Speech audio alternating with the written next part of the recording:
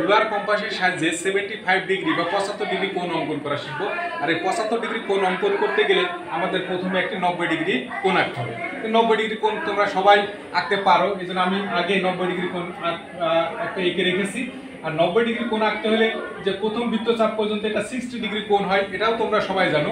এখন 90 এর মধ্যে 60 ডিগ্রি বাদ দিলে এখানে কত ডিগ্রি থাকে? 30 ডিগ্রি থাকে। এখন এই 30কে সমদ্বিখণ্ডিত করতে হবে।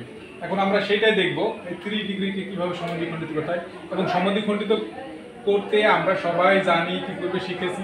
অর্থাৎ এখানে কেন্দ্র করে এইটার অর্ধেকের বেশি ব্যাসার্ধ নিয়ে একটি বৃত্তচাপ ওইটাকে তুলে নিয়ে এসে ব্যাসার্ধ মাপ কম বেশি না করে আরও একটি বৃত্তচাপ, এই বৃত্তচাপ পূর্বের বৃত্তচাপকে ধরো এই বিন্দুতে ছেদ করে। এইবার আমরা এ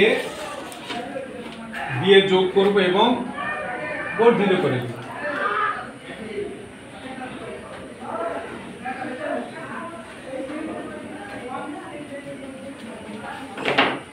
তাহলে এ বি সি কোণই হচ্ছে 75 ডিগ্রি অঙ্কিত।